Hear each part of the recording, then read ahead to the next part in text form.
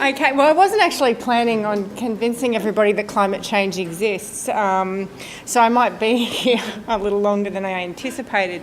Okay, I firstly just wanted to start by saying thank you very much to Matthew for inviting me to talk today, and it's actually been quite good timing for me, but I don't know that it's going to be great timing for you guys because basically my students just had their tax exam yesterday. So up until yesterday, I've been madly scrambling to be in front of them all semester on tax, and I think I've managed to do that, but we'll see.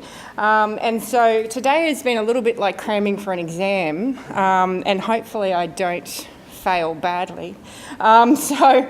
But it's good timing for me because I'm actually due to write a book starting fairly soon on this particular topic. So there was a point in my life where I was really familiar with it, but I've had to go back and cram again just so I can say something meaningful today. Climate change obviously is something that sort of cuts through a lot of research, so I don't have to revisit that particularly, but yeah, I wasn't planning on convincing you all that Mr. Trump is wrong because I just assumed that that would be given. So, yeah, so basically my starting point for cramming, it actually started last week, and I thought, I want to say something that's interesting about the maritime sector. So my first port of call was to call somebody in the industry and say, hey, what's going on? What are the big issues at the moment? And he said, oh, look, why don't you go and find out about this, this and this? And so he gave me a few other things to think about, and I must say I'm not particularly well informed about blockchain, but that certainly came up in the conversation. So I will mention that a couple of times. Before I get started, I just wanted to mention I didn't have a nice, neat slide with all of the acronyms on it. I didn't think ahead well enough to do that, but I thought I'd mention I'll make reference to the IMO, International Maritime Organisation, obviously the International Organisation for the Regulation of International Shipping, the MEPC, the Marine Environmental Protection Committee, part of the IMO, MBMs, I'll just throw that out there now and again, market-based mechanisms, that was definitely discussed with the IMO in quite a few years back in terms of international shipping. So I was only planning on talking for about 20 minutes, so I'll see how I go. Usually I'm slightly more long-winded than that. So this is what I wanted to go through today, just the sector itself and just some of the issues that cropped up in that conversation that I had with the gentleman from the industry, which was actually quite interesting. A little bit about the economic state of the industry, because of course the economy and climate change, they always seem to go hand in hand, shuffling together when we're having policy debates about these things. I'm going to talk about the Paris Accord and maritime emissions because it was quite a notable omission from the Paris Agreement. The IMO and maritime emissions, I'll talk about what's going on there, and transparency, climate change and maritime emissions and the way forward. Okay. I actually end with questions. I often do this. I start one way and I end up with more questions than I started with, so I'll be ending with questions there as well. So feel free if you have any answers to any of them, shoot them back because I'll have to be finding them out in the next 6 months anyway. Okay, so the economic state. Just to start, the 90% of goods in global trade, they're carried in the shipping industry. But in some ways it's quite inefficient because of the processes associated with it. And there are so many actors associated in each of these processes. Okay? Within the shipping industry we've got oil tankers, we've got bulk carriers, we've got cargo ships. Obviously they all carry different things. And depending on what's going on in each of the industries can certainly have an impact on the freight rates in each one of these. Okay, so as far as at this stage, there are something between 10 to 15,000 oil tankers out there on the ocean, which leads to an interesting question when we start thinking about fossil fuels.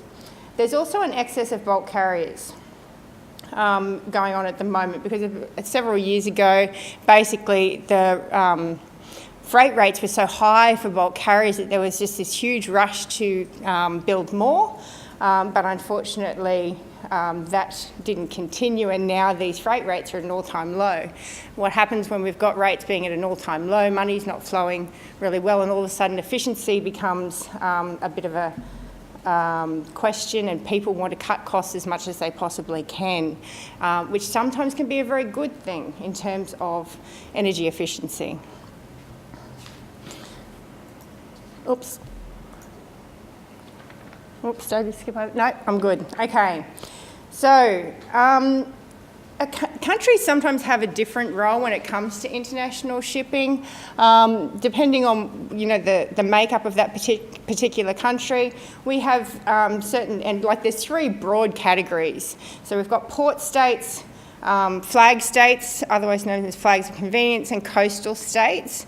So states with a large merchant fleet, that's sometimes known to be a flag of convenience. Now basically there's a lot of flexibility as to where ships are going to be registered.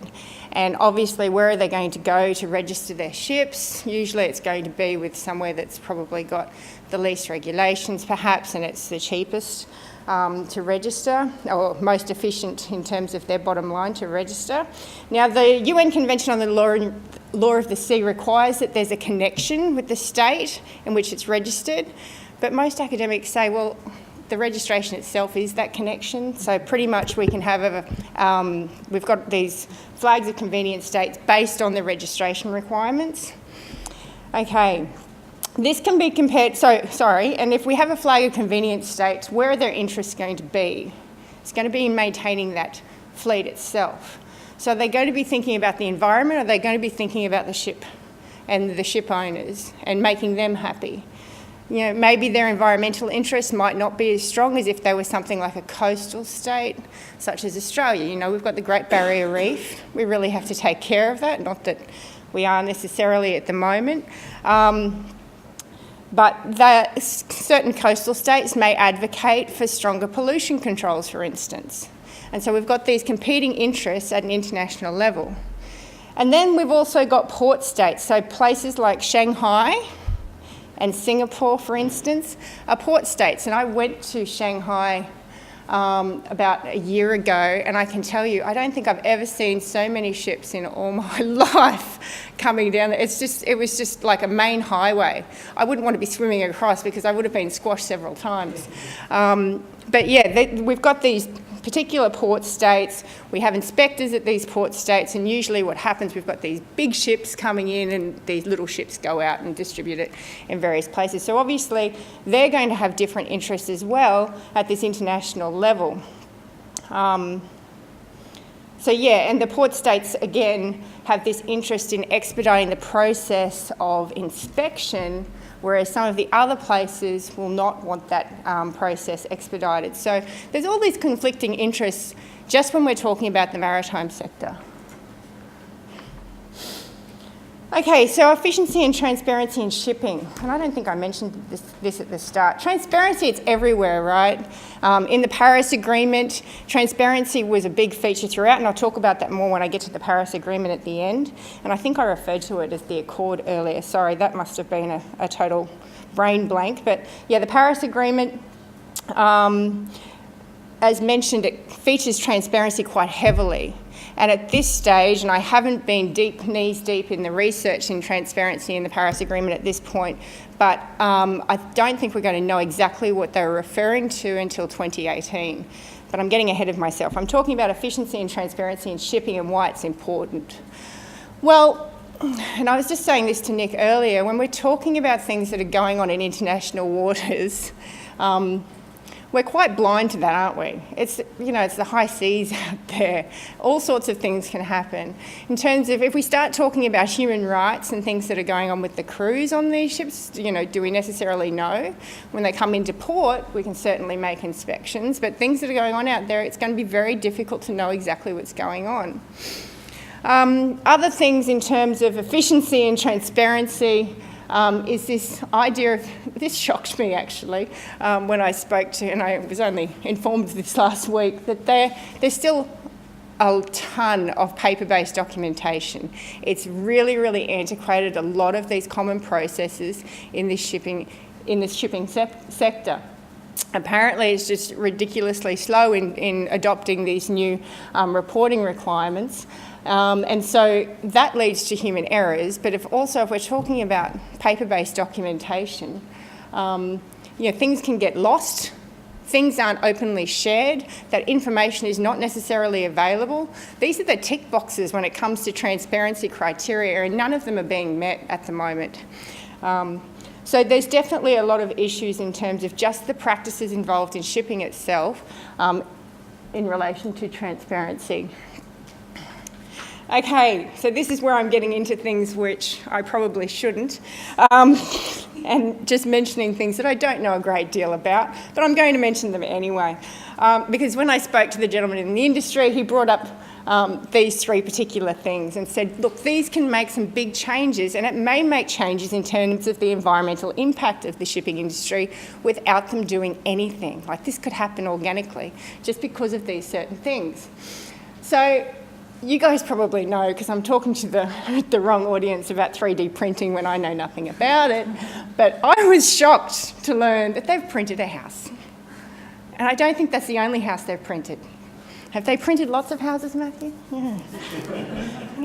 Because when I think 3D printing, it's like, you're printing out, like a little house would be something like this, right? It's like a prototype. No, you can actually print the finished products. So if you can print the finished products and everything's going to work as if it was the one that was made somewhere else and then shipped overseas and then distributed and then packaged, why wouldn't you just print it, right? Could this change the nature of the shipping industry more and create more of an economic problem for the industry? If we've got less ships, we've got less emissions anyway, right? The blockchain data. Now, I've thrown this in because everybody knows what blockchain is, don't they? Nobody needs me to explain it, because I do have somebody here who can explain it, because Nick's sitting back there, and I'm sure there's a few other people here who can explain it. But the gentleman said to me that I called in the industry, look, can you find out more about blockchain data, because apparently this could revolutionise shipping. And I was instantly intrigued, did find out a little bit about it, but as I've mentioned to Nick, when they start talking about miners and verification of blockchain data, I get images of the Seven Dwarfs in my head. So I don't want to start going into that too much. But basically, that could take away some of the problems with transparency and information sharing. We can certainly, if these things are entered correctly, verified properly, they aren't subject to hacking or various other things that I don't want to talk about either, this could really have a big impact in that record keeping, which is very relevant, which I'll talk about in just a moment when I start getting on to what the IMO are actually doing. So the other thing that could potentially make changes in the industry, I'm talking longer than I expected to, is the changes from fossil fuels to renewable energy. For those of us that research environmental, climate change, anything, it feels like it's been slow. It feels like nothing's happened, right? But it's still slowly moving. And in terms of, these 10 to 15,000 oil tankers that are out there on the ocean at the moment, are we always going to need them? When we start talking about climate change and making changes, we're not talking about the next 5 years, next 20 years necessarily. We're talking about generations ahead and making changes for ongoing life. And so when we start thinking about what are these oil tankers going to do, are we going to convert them all to bulk carriers, and then, what are they going to be doing? Potentially we could be taking a lot of ships off the ocean if that renewable energy uptake speeds up, which you would hope that it would when you start thinking about that technology curve. It's slow at the start and then it takes off. So maybe we're right near about the takeoff point, who knows? Okay. So that brings us to the Paris Agreement.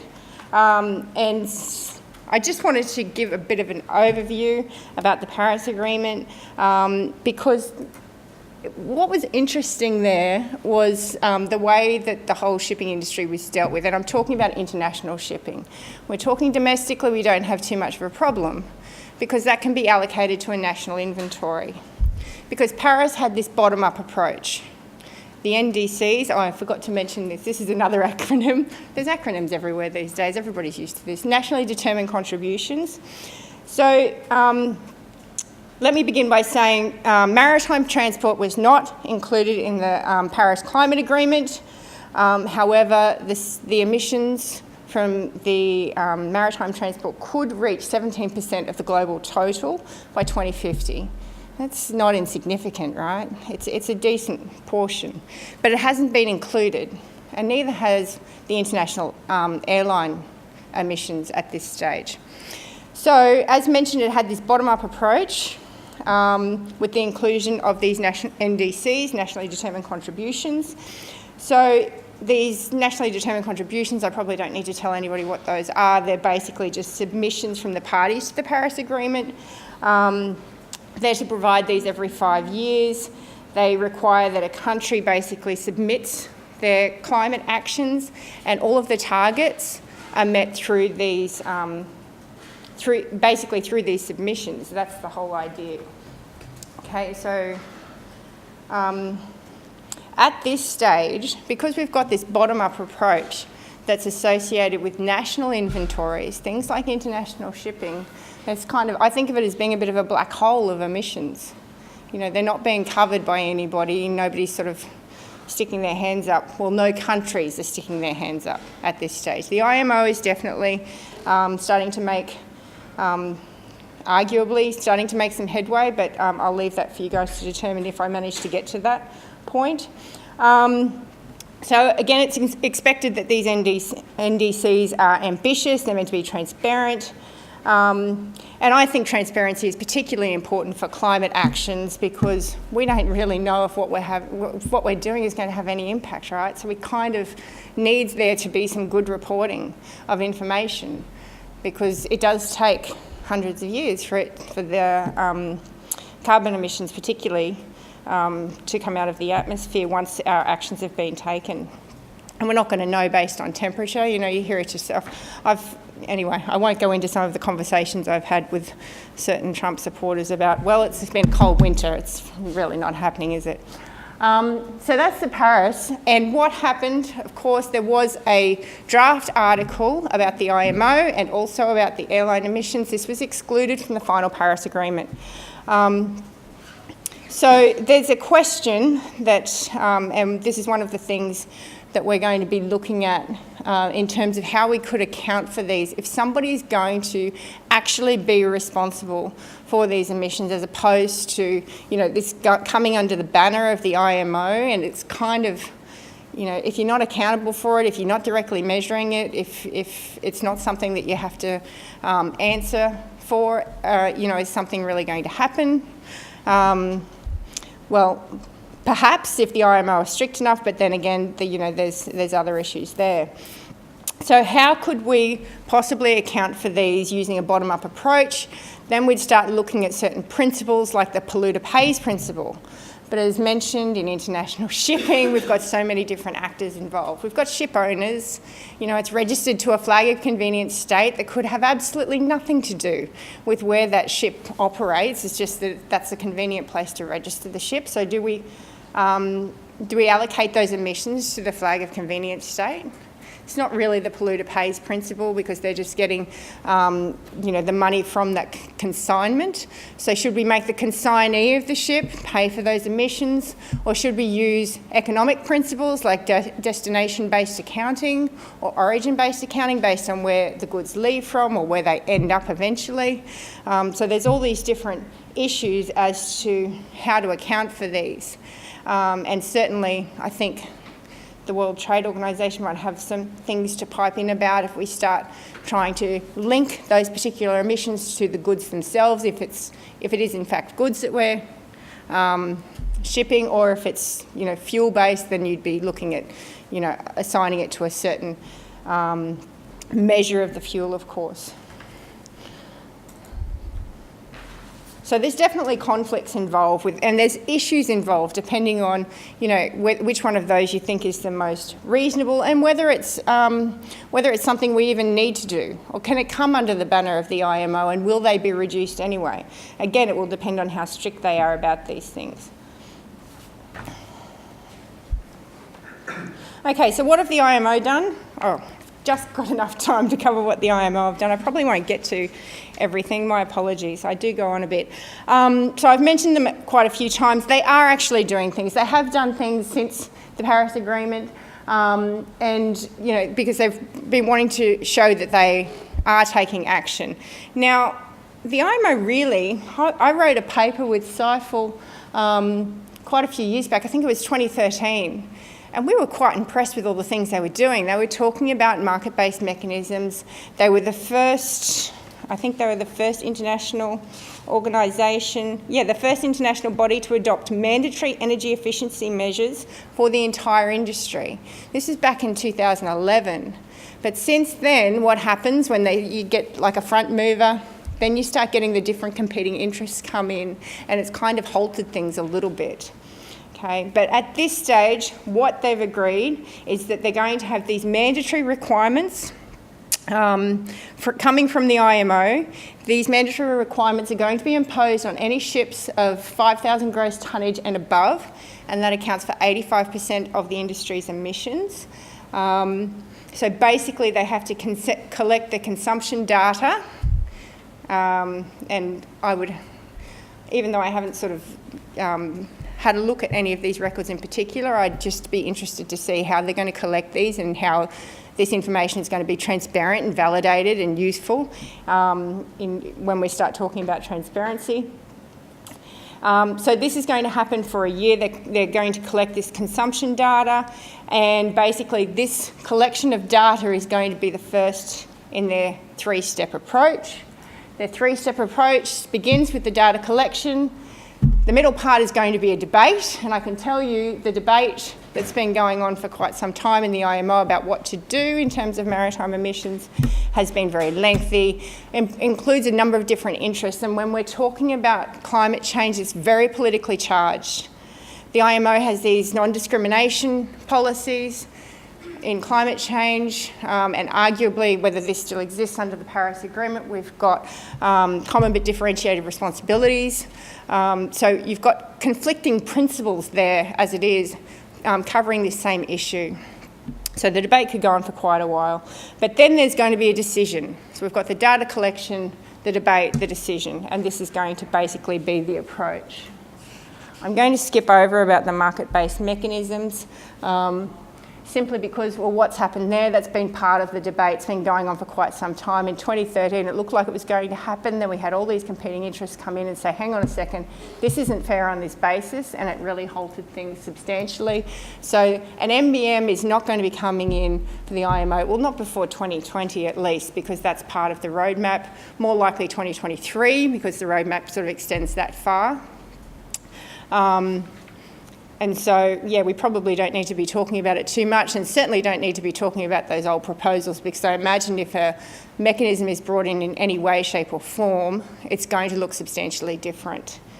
Okay, so they do have a roadmap for the reduction of emissions, and with a 2023 implementation plan. This includes a whole lot of different activities within the shipping sector, because there's all sorts of technical and operational measures that can reduce the emissions from shipping. I won't go into transparency too much, simply because I've run out of time, haven't I? I've got 1 minute left. Okay, it does feature in the Paris Agreement significantly. It's very important in terms of shipping, simply because we don't know what's going on. In terms of what it's going to mean in the Paris Agreement, we've got, the MMRV principles are likely to feature quite heavily, so the measuring of data, the monitoring, the reporting and the verification. These all involve information, meaningful information of course, not information that is unlikely to be reliable.